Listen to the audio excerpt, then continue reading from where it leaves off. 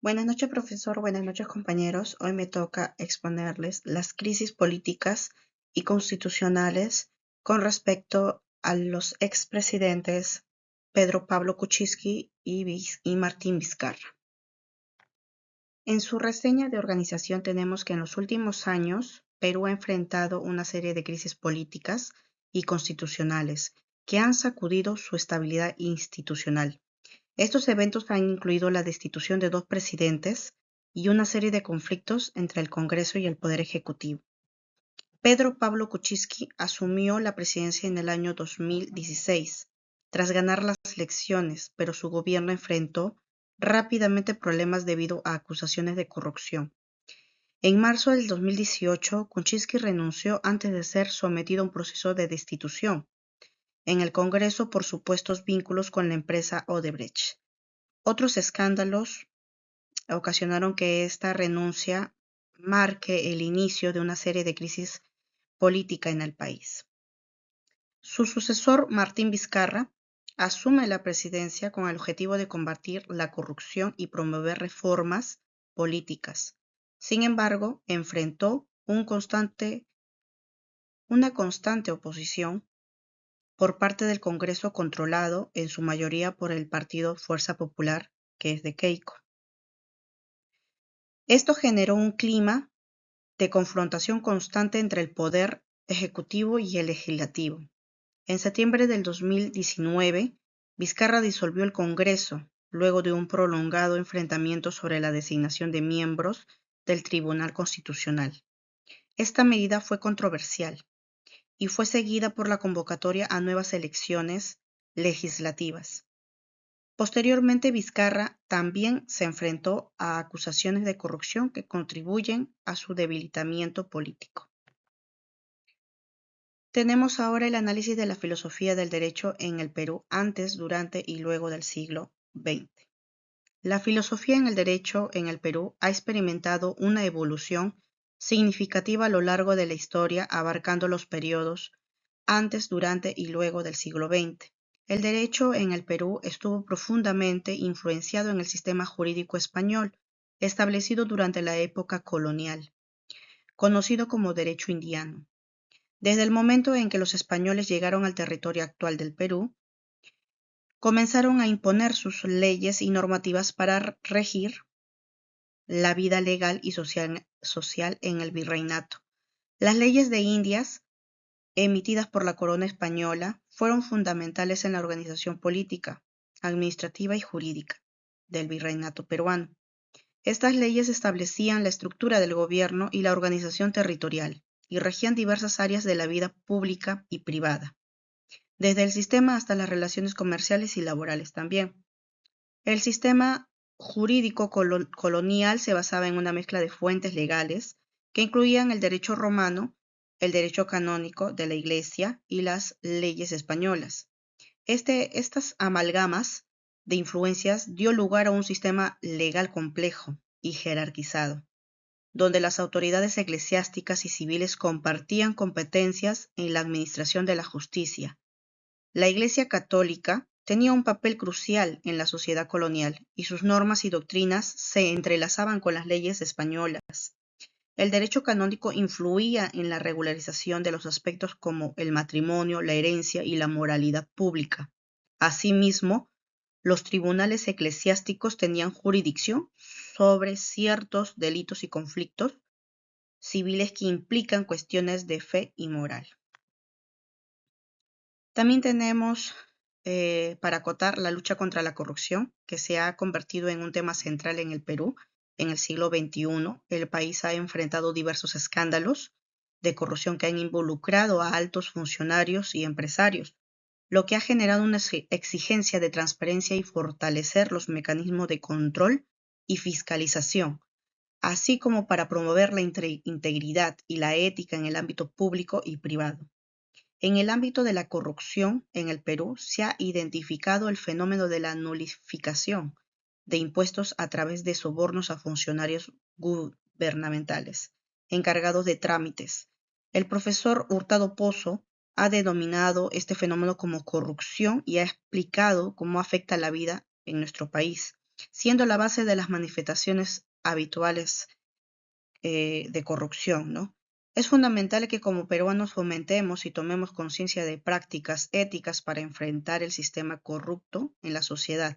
Diversas empresas han sido señaladas como cómplices activos en la promoción de la corrupción mediante investigaciones, incluyendo el lobby de empresas transnacionales para obtener limitaciones en el territorio peruano.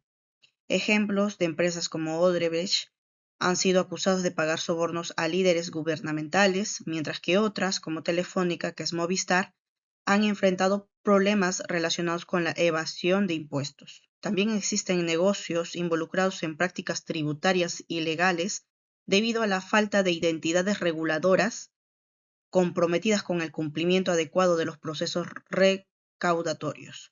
Es preocupante que ante esta situación algunos ciudadanos no actúen activamente contra la corrupción. Tenemos la teoría jurídica de Miro Quesada.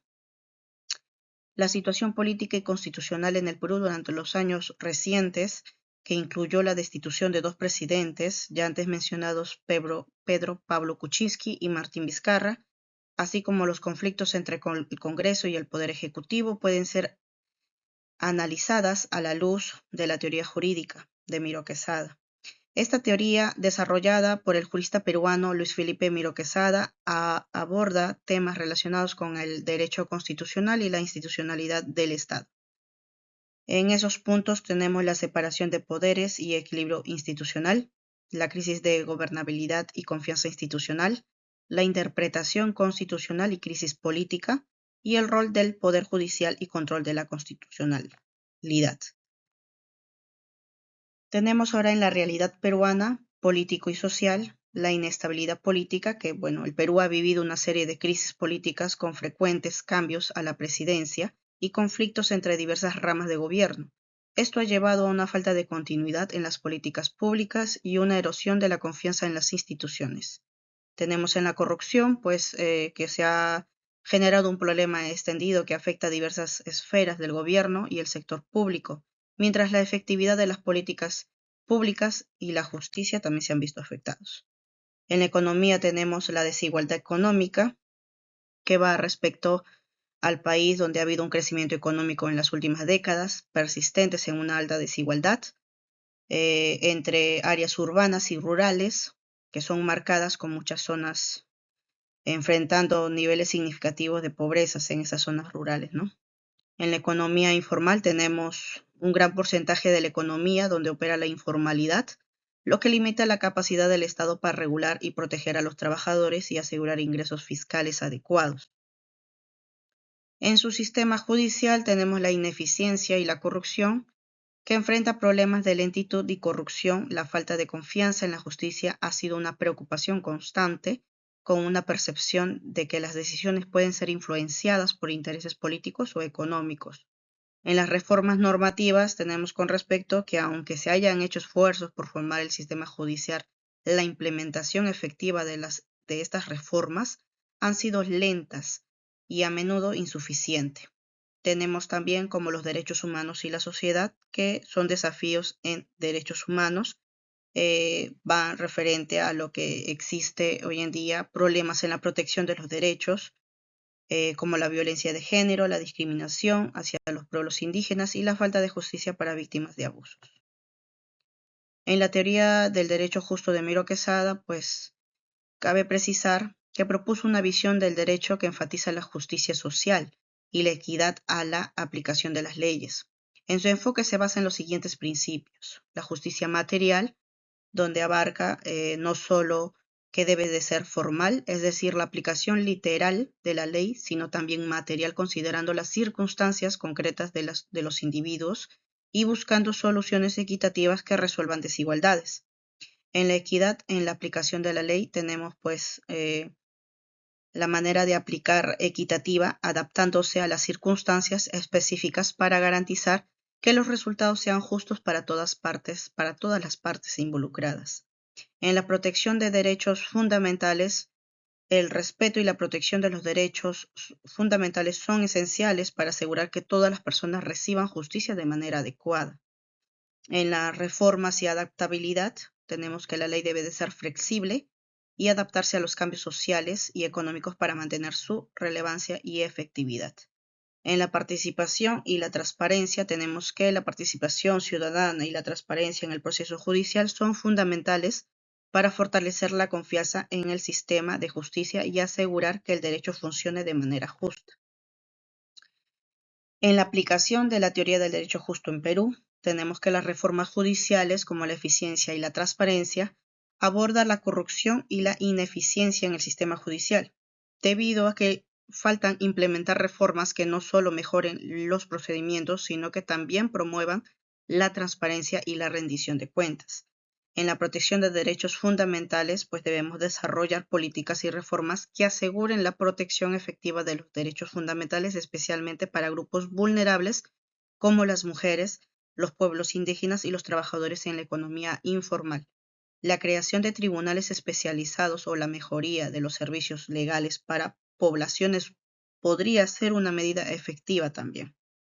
En la desigualdad económica y justicia social, también tenemos pues las políticas inclusivas, donde aplica la teoría del derecho justo, implica adoptar políticas públicas donde aborden las desigualdades económicas. Tenemos la participación ciudadana, que es donde fomentamos la participación en incrementar la elaboración y aplicación de las leyes, donde puede ayudar a asegurar que las leyes reflejen las necesidades y expectativas de la sociedad.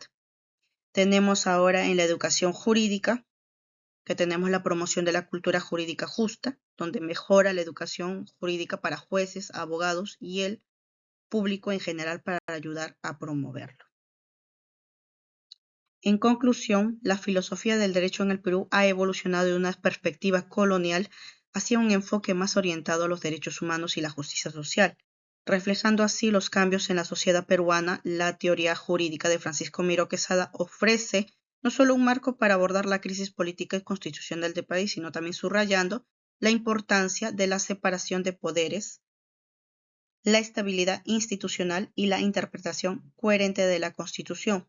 Su enfoque en la justicia ética, participación ciudadana y los derechos humanos proporciona una base para reformar y fortalecer el sistema jurídico y las instituciones peruanas. Tenemos una propuesta de mejora que es crucial que el Perú considere una revisión constitucional que refuerce los mecanismos de separación de poderes y clasifique claramente las normas para evitar interpretaciones ambiguas que puedan generar crisis. Este proceso debe llevarse a cabo con un amplio consenso político y social para asegurar su legitimidad. También es necesario fortalecer la independencia y la capacidad del Poder Judicial, garantizando la profesionalización de los jueces, la transparencia en sus decisiones y la autonomía frente a los demás poderes del Estado, para así asegurar un control constitucional efectivo. Además, promover una mayor educación cívica y la participación activa de los ciudadanos, fortaleciendo la cultura democrática y el respeto por las instituciones. Una ciudadanía informada y comprometida es esencial para exigir el cumplimiento de las constituciones y proteger así la democracia frente a los posibles abusos de poder. Muchas gracias.